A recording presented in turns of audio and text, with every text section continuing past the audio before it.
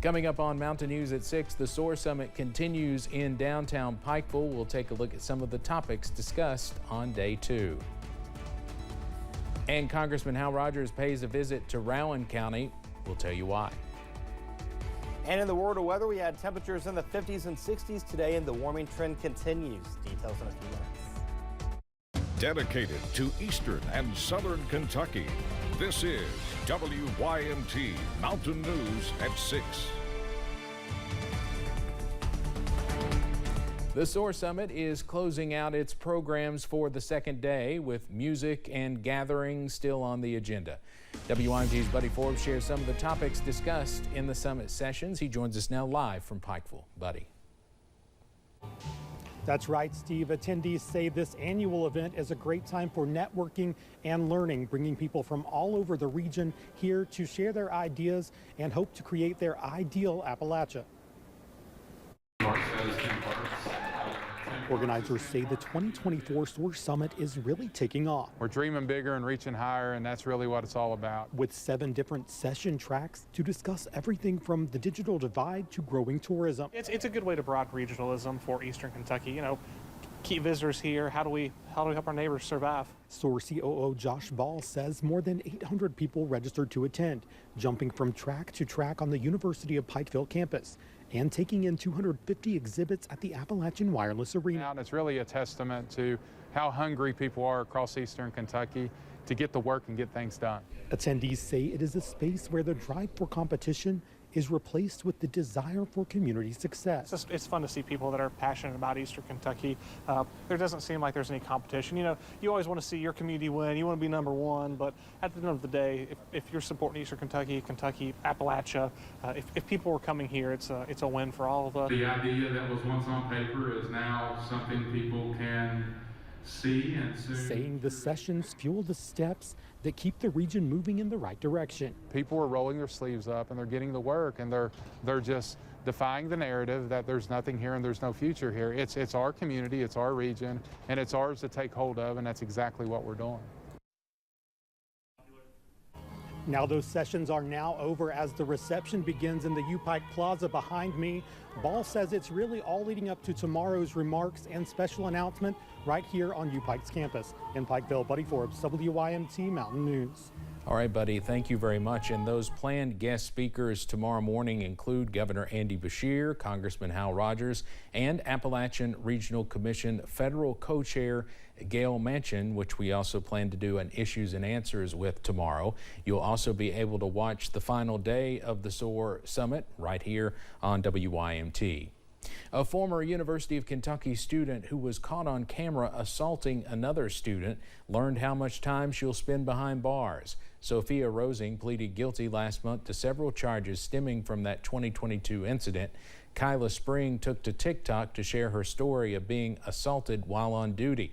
She says Rosing entered the building appearing to be intoxicated and later hit her repeatedly while shouting racial slurs. That night, I found myself incapable of controlling my actions. I never had these intentions. Nonetheless, they happened. And I'm taking responsibility. I have never used that word before, and I will never use it again. Rosing was sentenced to 12 months for each of her 4 assault charges, which will run concurrently. She is also required to pay a $25 fine and complete 100 hours of community service. A South Carolina man is in jail after police found fentanyl on him in Magoffin County. On Tuesday, deputies with the Sheriff's Department confronted Todd Cray at a speedway. This after deputies received complaints of a person handling narcotics. Police later searched Cray's vehicles after he handed them a bag of marijuana. 20 Xanax bars and meth were also found in Cray's vehicle. He was taken to the Big Sandy Regional Detention Center. A Wayne County man is facing charges after police say he was cultivating marijuana. Police searched for people in different parts of Monticello yesterday. After arriving at a home on South 1st Street, police noticed a man holding 2 marijuana plants in the backyard of a nearby home and was trying to take them inside. Police then stopped Danny Tomlin and conducted a search where marijuana was found. In Pike County, a man is facing several charges following a reckless driving incident Officers with Pikeville Police arrested Kevin Hopkins after he reportedly drove away from them on a motorcycle. Hopkins was charged with evading, disregarding a stop sign, and reckless driving. He was taken to the Pike County Detention Center. Police in Pike County are looking for a driver reportedly involved in a hit and run. Officers with the Pikeville Police Department say they are searching for the owner or driver of a truck involved in a crash last weekend. Police say the driver is a woman with blonde hair. They say the crash happened at Fun Time Inflatables on Town Mountain Road. If you have any information about this, you can contact Pikeville Police at 606-437-5111. Police in Pike County are searching for a person of interest. Take a look at your screen. Officers with the Pikeville Police Department are looking for this person regarding a criminal mischief case which occurred at Walmart. If you have any information, you can call the police department at 606-437-5111. We're seeing plenty of sunshine out there at the 6 o'clock hour, and temperatures today we're in the 50s and 60s, and that's where we are right now. There's the latest in Knott County. You can see again a beautiful sunset across eastern Kentucky, and we're seeing temperatures in the 50s and 60s, 50s from Hazard and points eastward, 60s from Manchester up to Irvin, then upper 50s from London down to Monticello. The next 12 hours keeps us clear. We'll see temperatures in the mid 40s by the 11 o'clock hour, upper 30s as we go throughout the overnight hours, and then low to mid 30s as we go throughout the first part of your Friday. With that being said, frost advisory is in effect from midnight until 10 a.m. for the majority of the WYMT viewing area, as overnight lows will hover between 33 and 36. You can see right there, upper 30s and low 40s will be the rule. Upper 20s towards Manchester as well as Monticello. Somerset, Williamsburg will go down below freezing. Same story in Middlesboro. Live pinpoint Doppler radar showing a clean sweep across the area. This is going to get a break for the next several days as high pressure will be large and in charge. Now the question is, how does this weekend look? Details in a few minutes. Steve. All right, thank you, Eric. Congressman Hal Rogers visited Morehead State University today. The congressman was there to discuss the funding that was acquired to help grow the university's aerospace program. WYMT's Austin Hicks reports on the announcement and what the university plans to do with the new funds. Space. It is something that folks have been wanting to learn more about for thousands of years, and Morehead State University is a leader in the charge for knowledge. They are reportedly one of 4 colleges in the country that has a partnership with NASA, giving students in the program the opportunity to work alongside some of the brightest minds in the world. On Thursday, Congressman Hal Rogers announced the acquisition of almost $10 million that the aerospace program will receive to upgrade the growing program. And so that money is going to go towards a spacecraft payload operations center here at the Space Science Center. And so what we will be able to do is actually operate these payloads or these scientific instruments for other companies. This is the most recent funds that Congressman Rogers has secured for the university. Well, Morehead State University has benefited by Congressman Hal Rogers over the years, not only for space science, but for nursing, the health professions, and many other academic programs here. Congressman Rogers said the small university in the mountains is one of a kind and provides great opportunities for students. It is a striking story.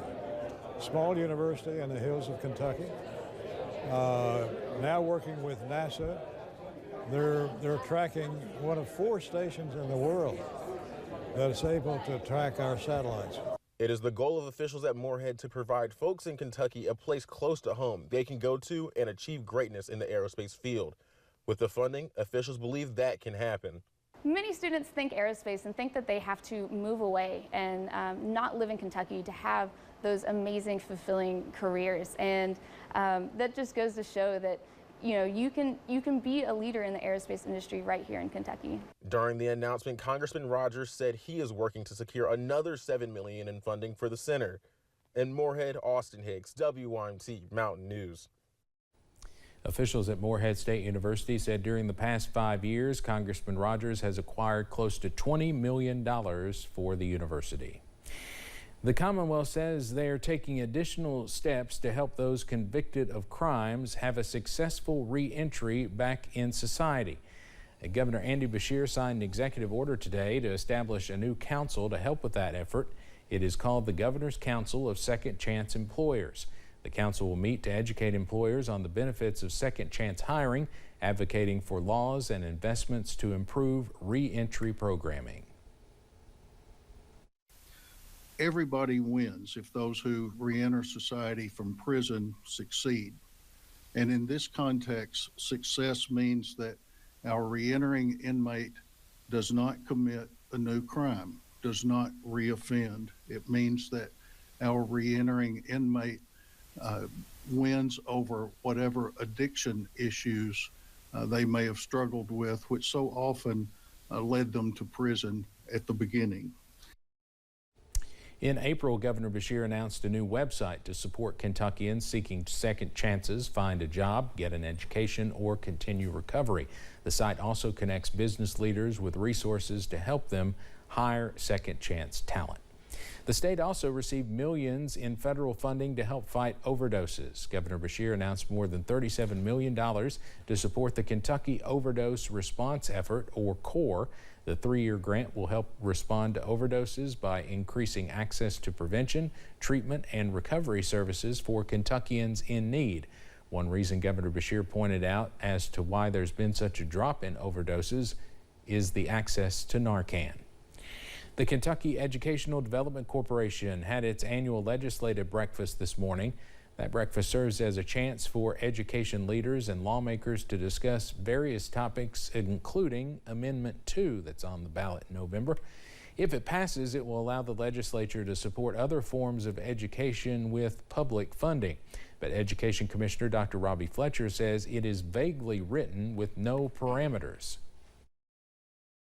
Public schools serve 90% of the students across the state. So if we're serving 90%, there's 10% that can be in home schools, private schools, or other that we're not serving. Either the pot needs to grow or what's available there for public education is going to shrink. However, Senator Donald Douglas says this amendment would give families flexibility and people should not fear what may be if it passes.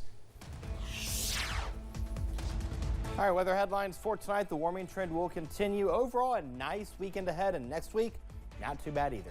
Details in the First Alert forecast in a few minutes. And a popular business in Letcher County reopens under new ownership.